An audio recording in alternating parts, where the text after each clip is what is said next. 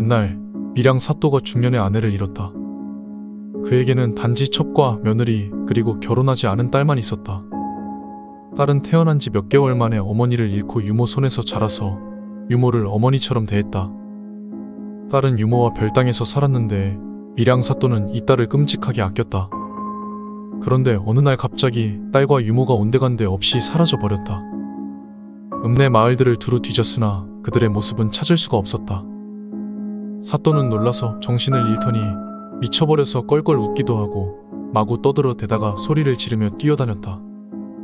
이에 부득이하게 사또직을 그만두고 서울로 돌아왔는데 그 때문에 얼마 지나지 않아 세상을 떠났다.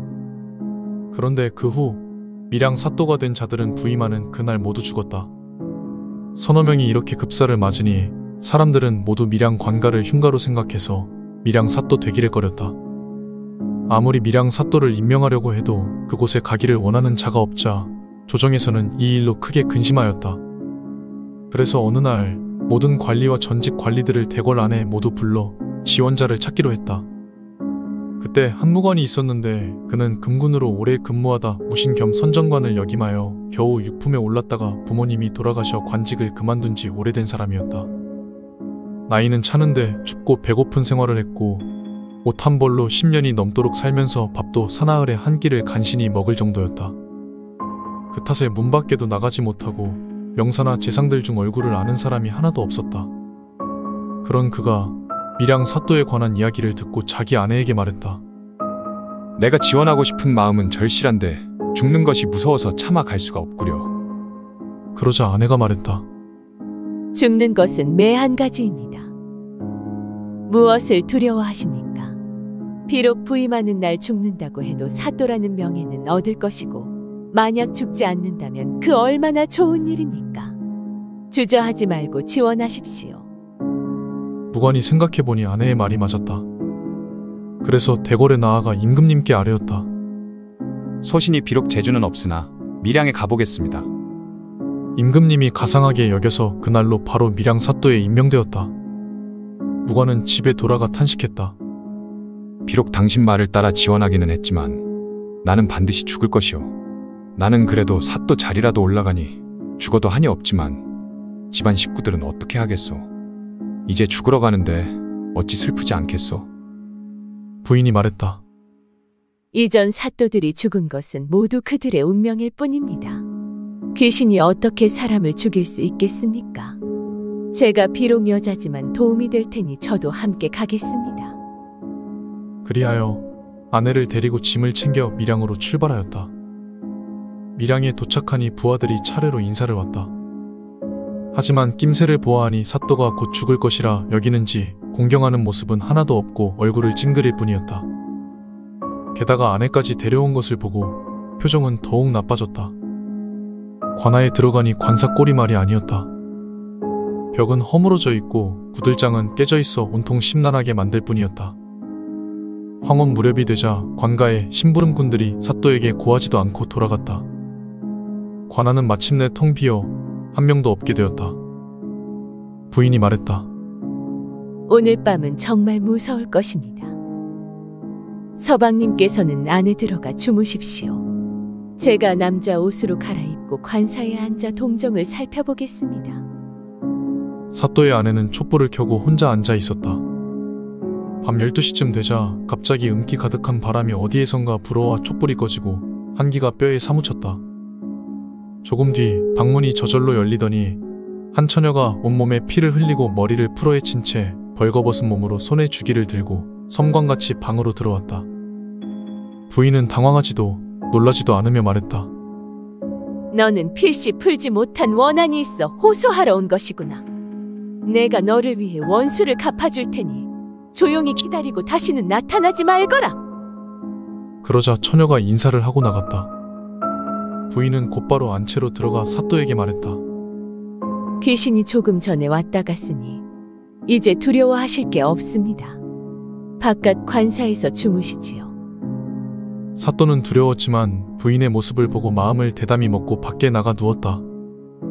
이리저리 뒤척이며 잠들지 못했는데 어느덧 똥이 터오르자 밖에 인적이 많아지고 말소리가 여기저기서 들려왔다. 창 밖을 내다보니 아전, 군교, 관노, 통인배들이 멍석과 빈 가마니를 들고 모여서 이야기를 나누고 있었다. 그들은 서로 자네가 먼저 관사 문을 열어보게 라며 미루고 있었다.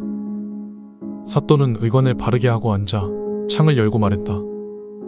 아전들이 크게 놀라 신선이 내려오신 것이라 여기고 새나 짐승마냥 놀라 달아났다.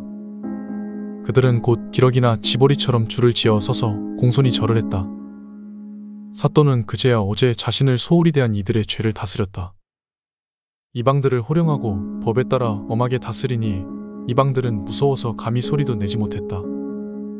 그날 밤 일을 마치고 돌아가 부인에게 어제 있었던 일을 물었더니 부인이 모두 말했다. 이것은 분명 어느 사또 딸의 원혼일 것입니다. 분명 흉악한 놈의 손에 억울하게 죽었을 텐데 사람들이 이것을 모르고 있는 것입니다. 그러니 아무도 모르게 염탐해서 이름이 주기인 사람이 있으면 엄한 형벌로 신문해서 증언을 받아내십시오. 사또는 고개를 끄덕였다. 다음날 아침 이방들의 인사를 받고 우연히 그들의 이름을 살폈는데 본청 집사 중에 주기라는 자가 있었다. 사또는 그 즉시 관청에 형장을 갖추고 그 위험을 떨친 후 주기를 잡아들였다. 아무 이유도 없이 주기를 결박하여 큰 칼을 채운 뒤 형틀에 올려놓으니 온읍 사람들이 놀랐다. 사또가 주기에게 물었다. 이전 사또의 딸이 어디에 있는지 너는 반드시 알고 있을 터이니 맞기 전에 순순히 말하거라. 사또가 부임한 날 죽지 않아 사람들이 모두 신선이라고 부르며 두려워하고 있었으니 감히 속일 수가 있었겠는가. 하물며 이놈은 자신이 큰 죄를 지었으니 사람들이 몰라도 마음속으로는 항상 불안해했었다. 이렇게 잡혀오고 나니 정신이 나가 얼굴이 흙빛으로 변한 터였다. 주기는 감히 숨길 생각도 못하고 전후 사정을 하나하나 상세하게 아뢰었다. 이전 사또가 영남루로 행차를 나갔다 올 때 이놈이 행차를 엿보고 정욕이 들었던 것이다.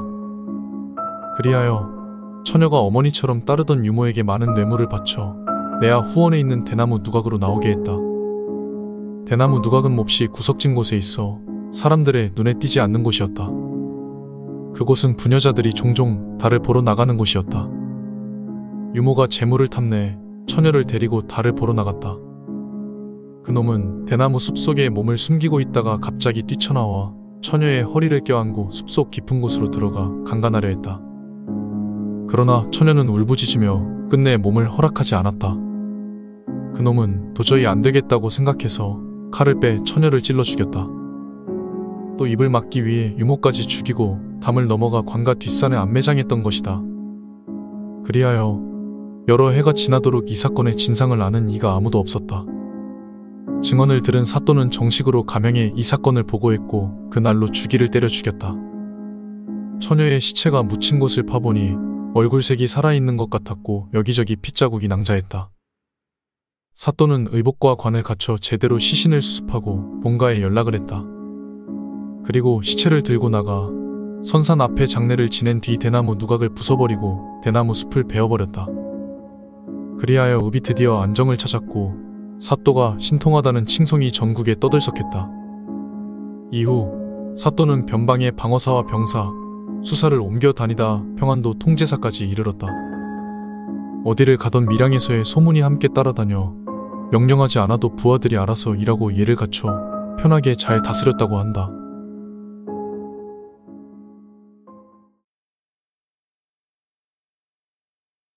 이 이야기는 아랑전설이라는 설화로 억울하게 죽은 아랑이 원령이 되어 자신의 원한을 푼 뒤 병고가 없어졌다는 이야기이다.